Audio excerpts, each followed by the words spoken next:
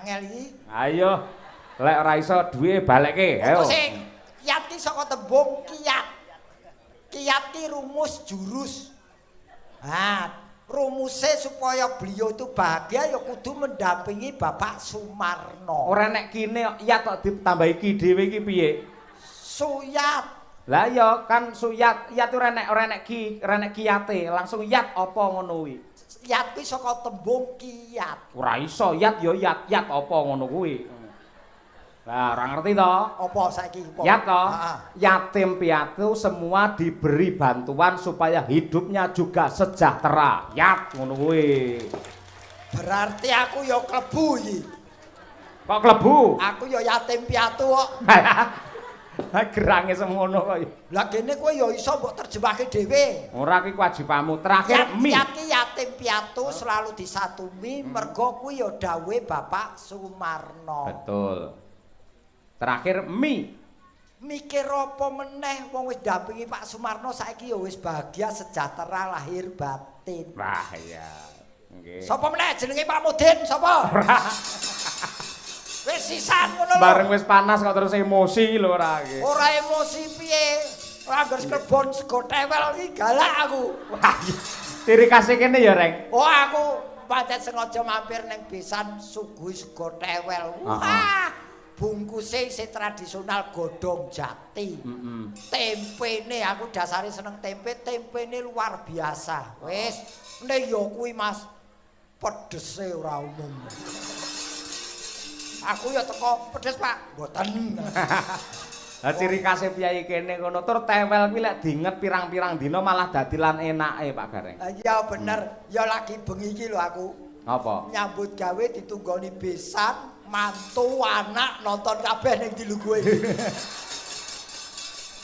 Do nonton kabeh. Monggo Pak besane Pak Sumar Bagio Gareng nggih kados mekatan menika polahe lek golek dhuwit. Beliau tahu apa profesiku.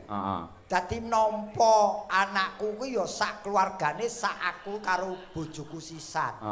Beliau tahu bahwa beliau tuh menghargai profesi saya. Nggih. Serendah apapun profesimu, sekecil apapun profesimu, sekecil apa pendapatanmu, harus selalu kamu hargai. Walaupun tidak membuat kamu kaya raya, paling tidak membuat kamu mengerti arti kehidupan. Iya, ning kuwi lak teori. Nah, nuwun sewu, besane jenengan mau pun ketemu kalih kula. Napa? Mantune jenengan ketemu kalih kula, malah kula bar dandan kalih besan jenengan dijak foto. Pak Dalang nyuwun foto Pak Dalang. Nggih, ngestakaken dawuh. Lah jenengan mboten foto kalih besan jenengan Gareng niku lha raine kados ngoten kok. Kowe moyen ketemu mantuku mbok njaluk tulung sisan. Ngapa? Kae ora kae dokter, ora spesialis ning duwe keahlian khusus. Apa? Keahliane cuci darah. Yen kowe kepengin kono. Moh. Aku darahku sik suci kok ngawut ae ora. Wong kok senengane iki nggih matur nuwun lho Pak Sumarno kula ditimbali mriki saged ngibur sederek-sederek kula ingkang wonten mriki. Nggih keleresan mantu kula pancen asli Sinombo Widodo nirhing sambikala mriki. Anakku karo iki cerita anak karo mantu. Pripun? Nduk, kowe wis seneng tenan karo jenenge lak Mas Imam. Mas Imam wis, Pak. Ora betah melek mendhi. Ora yen mantuku kuwi kulina jaga kok. Ning ya karo turu. Kene ya jaga saron padha. Tak takoni wis padha cintane. Dasare apa kowe cinta? Jawabane cah nom saiki, Mas. Piye? Pak, mencintai itu kata kerja. Dicintai itu kata sifat. Cinta itu bukan kata benda, tapi cinta itu kata hati. Wah, iya. Mula ya wis berarti cinta mereka mantep urip wong loro. Wah, cocok.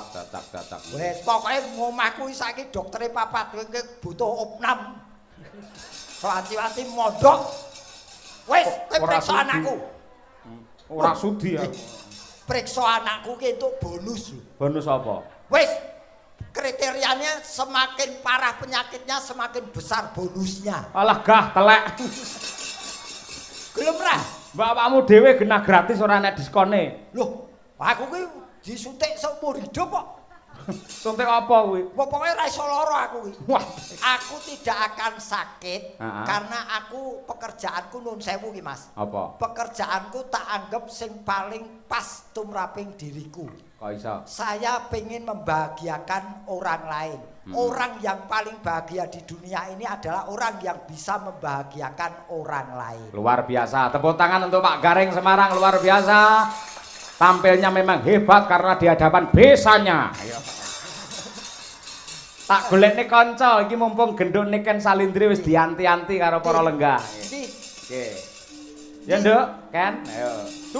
Cublak suweng men berdiri ngancani Pak D Gareng. Yuk, dados. Oke.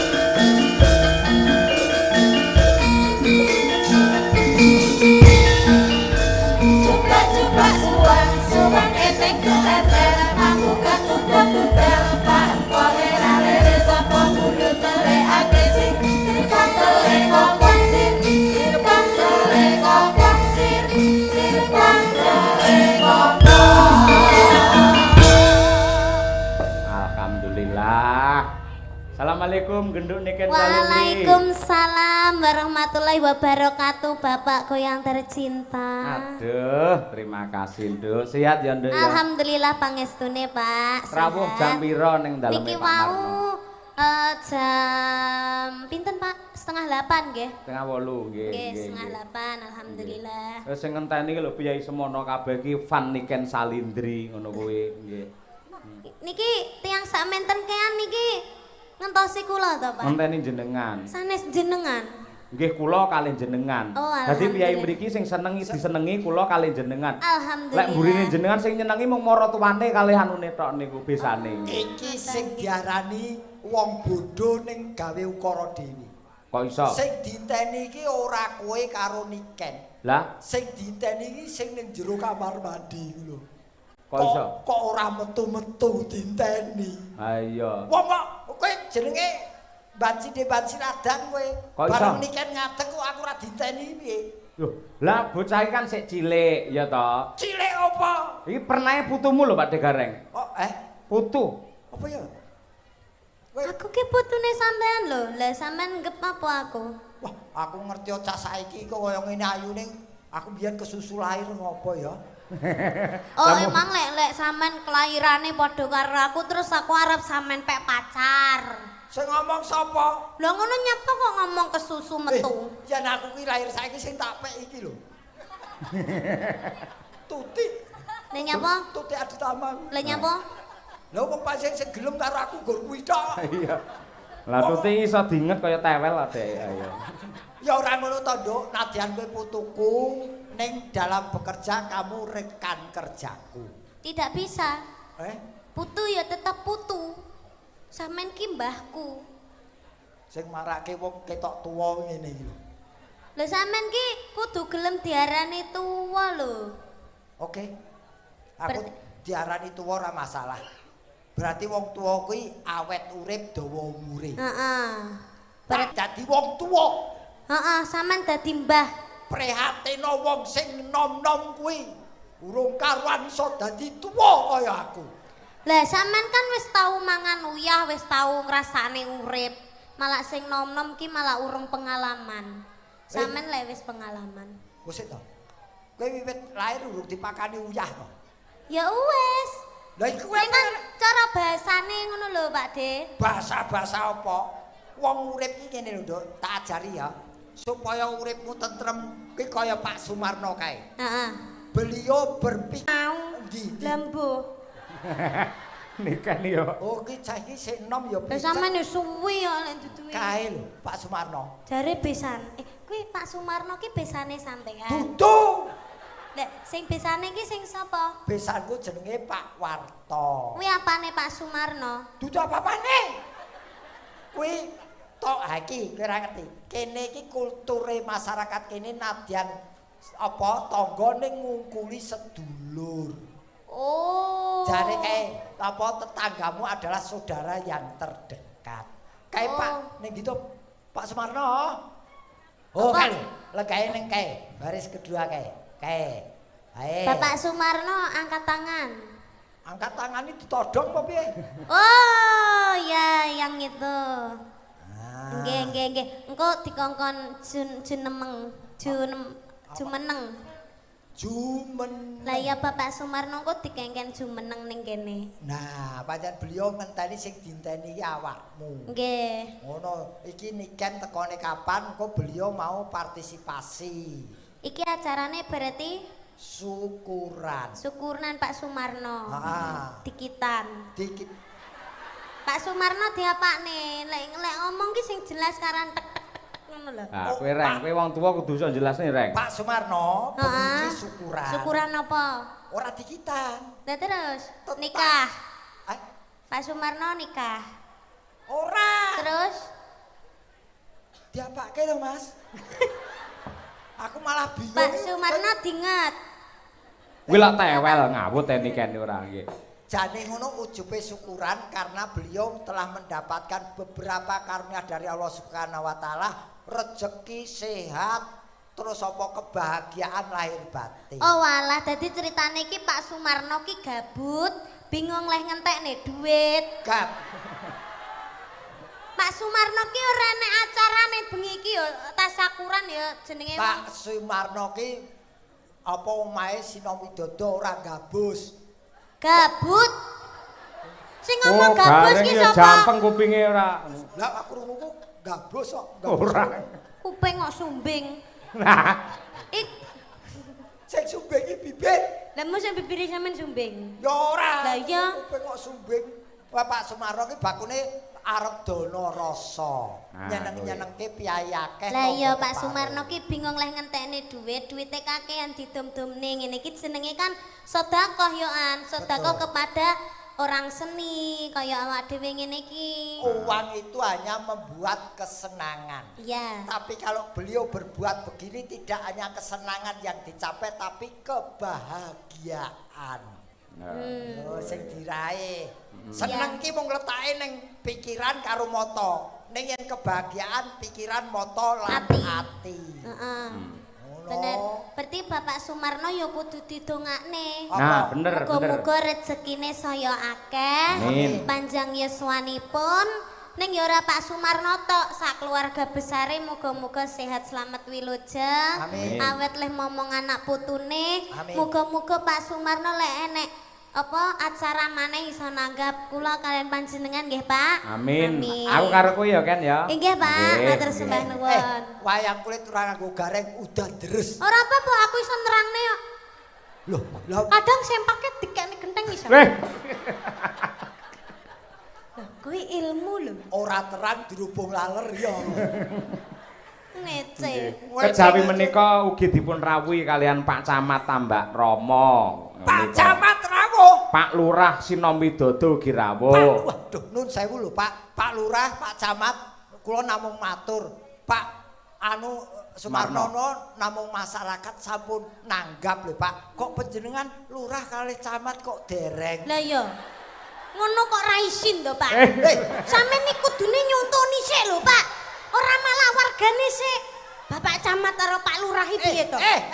Kowe iki bupati kok piye kok nyeneni? Ngelingke. Oh, lah tak kira sampean mau nyeneni aku yo Ora nyeneni Ini apa aku cah cilik kok los.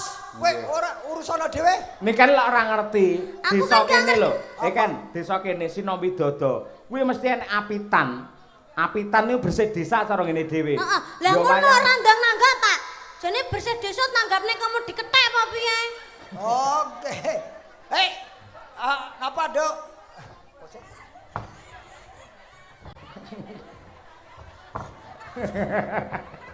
Kowe kosong apa ta? Tidak. Wah, ajeng diparingke sinten iki? Oh, mosok Jenengan apa kula? sembah nuwun ki.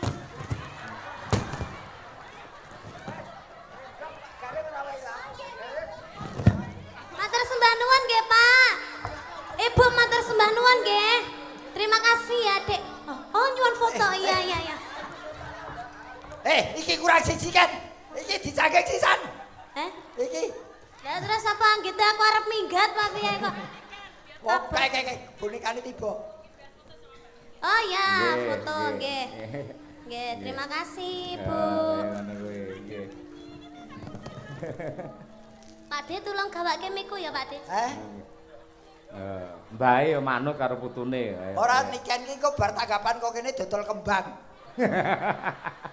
Kuwi tandha tresna kok nggih. Nggih. Sampun matur nuwun. Nggih. Wah luar biasa nggih. Sinden kok ora tau entuk ngono kuwi nyampun. Entuk sesuk. Mbok duwe kanca ngono gayane dikeki ngono lho apa piye. Sesuk dikirimi karangan bunga. Iya. Nduk, sampean nate nembang apa kuwi Mari Kangen. Nggih, nate. Jebul kan nate. Nggih, Lah, nate. kuwi iki pekaremane piyai kene dipundhut karo Bapak Sumarno. Nggih. Sing klasik dhisik ya. Nggih, Pak. Nggih nambani rasa kangene Bapak Sumarno karo warga masyarakat ing Sinom Widodo mriki. Niki Pak Camat kalih Pak Lurah mau pripun, Pak? Rawuh nggih. Rawuh. Nggih. Pundi nggih tiange Pak Camat kalih Pak Lurah wau. Ah nika dadah. Wah, yang dada-dada. Ya Allah, Pak gantenge, Pak. Ya Allah. Awas, Pak, awas. Nggih, Pak. Bapaknya gagah perkosa. Mareye kulinamu kepethuk Taslim. Aku bosen petuk Mas Taslim. Nggih. Mari Kangen rumiyin, monggo Mas. Diaturake genduk niken. Yo, saking bunangipun. Yo.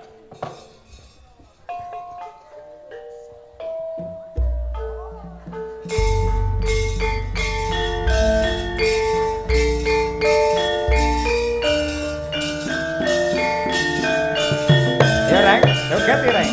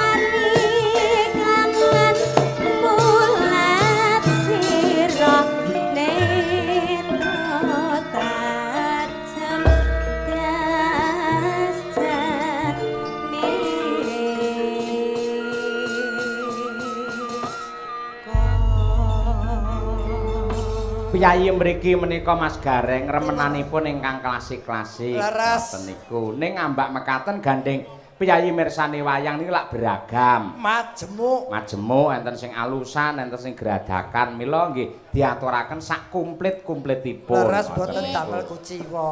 Nggih, mila saking menika dasaripun ingkang kepareng rawuh semanten kathahipun para jabating kadipaten mandhapipun Pak Camat, Pak Lurah sedaya kepareng ngestreni lan ugi dipun pangestoni dening para sepuh adi sepuh para kiai alim ulama ingkang kepareng rawuh ngoten niku. Amin nggih. Dadi warata tanpa sela ibaratipun sedaya diaturi hiburan Mas. Inggih mila saking menika. Tur nggih dicucukke ngundang niken iki ora cucuk.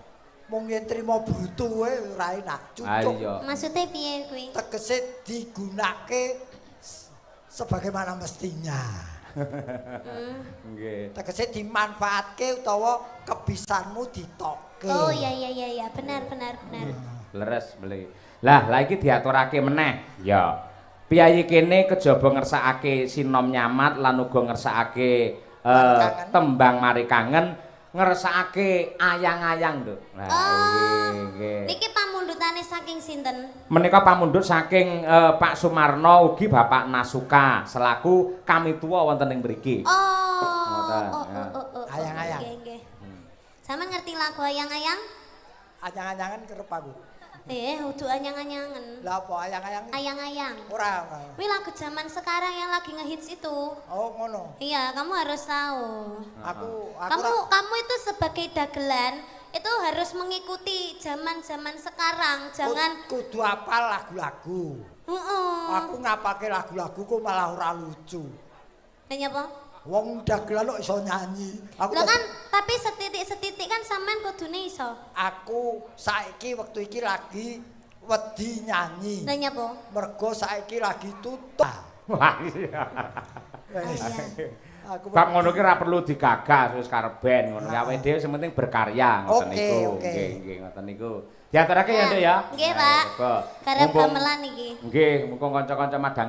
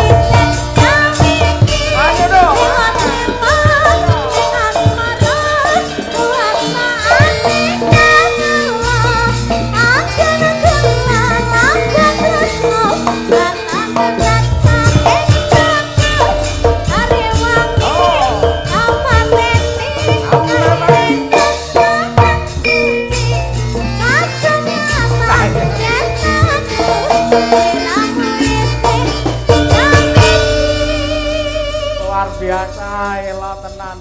Rene nduk, rene. Masalah. Iki lho bocah golek dhuwit keringete nganti lek rasa ngelapi bapake ora marem. Ya, kaya ngene. Golek dhuwit nduk ge awan bengi tanggapan terus kaya ngono kuwi lho sing kok golekne sapa? Aja cedhek-cedhek karo gareng, ambune wengur kae. Ambune bathek, Pak. Kene tak resikane. Ambune apa? Bathek. Heeh, ya ngono kuwi. Wong nek cedhek ya pancen ngono kuwi ambune. Gareng lek wis tuwa ngene iki biasane duwe penyakit lambung, Pak. Heeh, lambung komplit. Makane ababe rada piye? Heeh, pancen ngono kuwi. Kuwi sejenis walit lah kuwi. Aku jane no apa ngempet, Pak, ket. Ngempet to. Lah ya tak sawung kok kudu mutah ngono awakmu. Anu kok aku ki jumbleng kok. Kowe anu aku ya kemringet tok, Mas. Hah? Aku ya kemringet. Tak lapane raimu kene ndang dagangan iki dagangan. Dagangan arep dirusak. Ah iya luar biasa. Bocah iki pancen multi talenta. Kowe anggere gelem karo aku tak kei sepeda motor ji. Apa kuwi? Apa kuwi? Lho. Kuwi lho kunci omah. Lah iya iki kuncine sapa keri iki? Sing ketalan kunci griya niki. Omah kuwi, kunciku. Apa? Kuwi kunciku kuwi. Kowe kos lho aku kunci barang. Iki kunci sing kecalan kunci sinten? griya niki sinten nggih di betok Yang kehilangan kunci. Pak Kari nggih. Nggih, sing kehilangan kunci mohon untuk di samping panggung sebelah kiri. Dipastikan nggih, Pak. Pak Kari, Kang Asto Pak Kari. Nggih Kari niki. Kari niki. Asmane Pak Kari niki. Ayo Kari iki.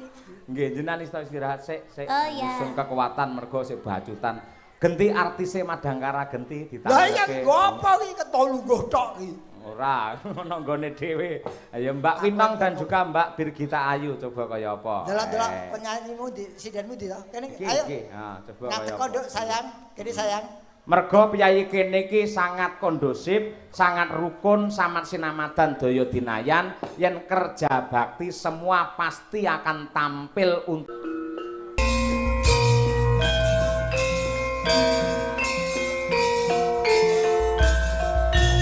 bergandengan erat untuk bersama memajukan Jengklik Sinom Widodara.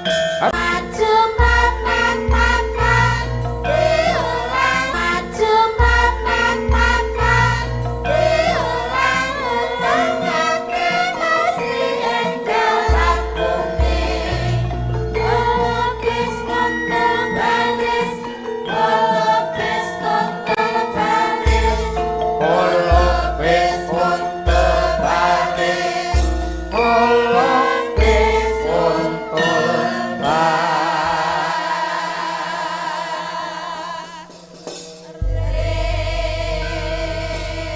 Ora ana gaman sing ampuh kejaba mung gaman persatuan utawa gaman kerukunan Mas Nggih Gareng. Mas leres tanpa kerukunan Sinom Widodo mboten kados kaya ngeten niki. Nggih, dawuh leres. Nah niki pun jumeneng lari kalih Birgita kalih jenengmu sapa, Nduk?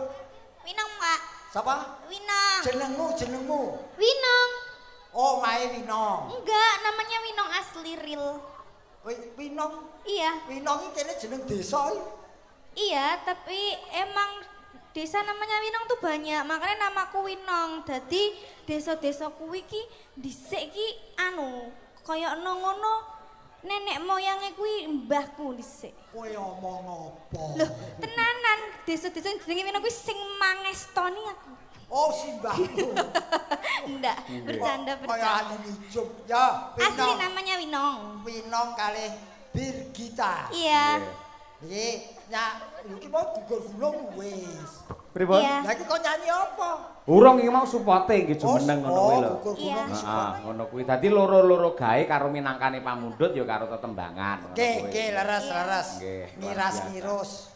Nggih. Nggih, Birgita pun rampung anggone toto-toto. Tur sinden sakniki niku nom-nom cantik-cantik suarane apik-apik nggih Pak Gareng. Nom-nom apik-apik tur pinter-pinter kabeh. Ya tegese pinter ki pendidikane kelasnya tinggi semua. Leres. Dadi ora kena disepelekke dipandang sebelah mata apalagi dilecehkan. Jangan sampai seniman sekarang sudah punya grade atau drat atau kedudukan yang tinggi. Leres, nggih. Nggih, pun pokoke tak bilani dijogo ya. Iya, terima kasih. Nggih.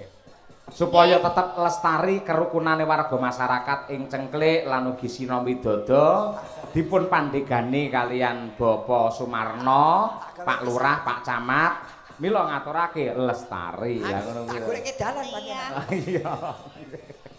Iya, ini enggak ada pamundutan gitu toh Pak, kayak apa gitu Apa? enggak ada. Apa? Enggak ada pamundutan apa gitu atau Pak Sumarno ya? Pak Sumarno sing ngersake Iya. lagune sing mat-matan termasuk iki mau Lestari. Bukur gunung, Gugur Oh Gunung Sinom iya. nyamat, Nyamat ki mau lah. mari kangen Nek nggih. diselang-selingi karo model lagu saiki. Lestantun ki lah lagu saiki to. Aja dibasakne, lestari ya lestari ya lestantun. Aku Guru Dwijo. Lestari ya lestantun. Enggak boleh lek judul tuh ya lestari ya lestari. Ya karepmu aku Dwijo Waragono apa Pranatacara kok. Monggo Ya. dipun aturaken Oke. Lestari dados Madangkara. Oke, yo.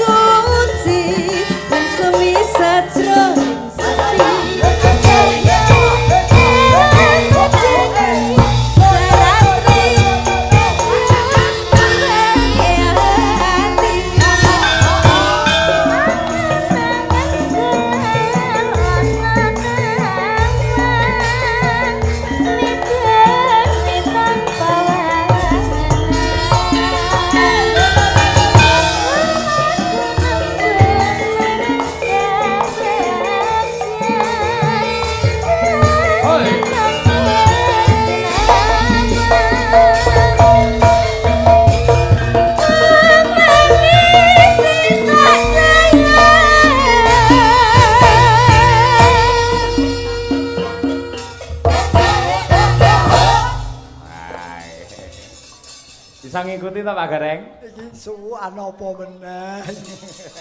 Aku tak jogeti mari sing ngendang karo sing bedhok ki ora ngene. Gambriku tak deder. Mula jenengan pas prei ora tanggapan nek dalang live streaming iki dipirsani. Wo garapane ngene iki ngono.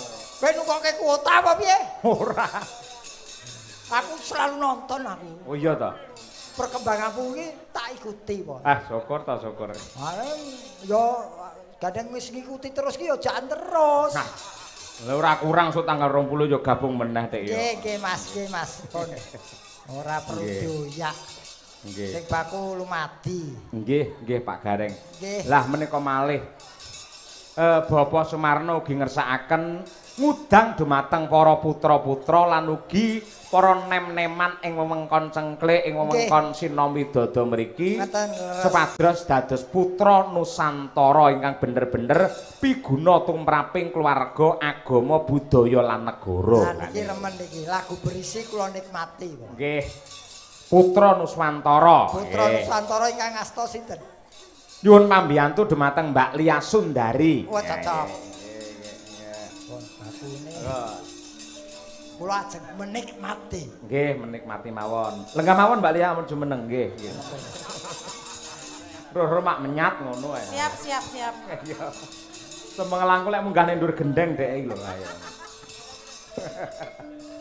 Putra Nuswantara, ya Mbak. Anakku sing ayu dhewe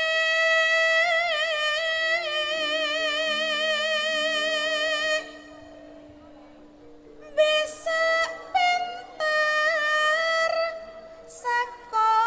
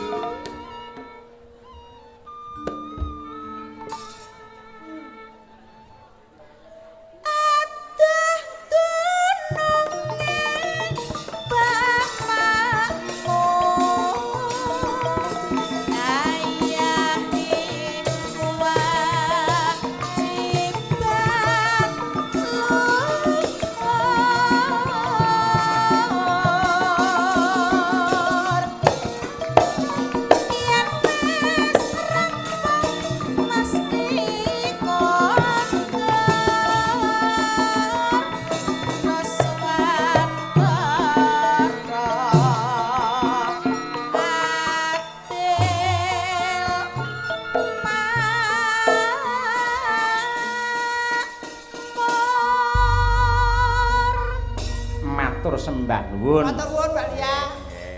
Wah. Wah, jan Bupatmi iki jan. Bupatmi. Malah kaya bunga tirah yen kuwi. Malah nggih. Nggih. Wah, jan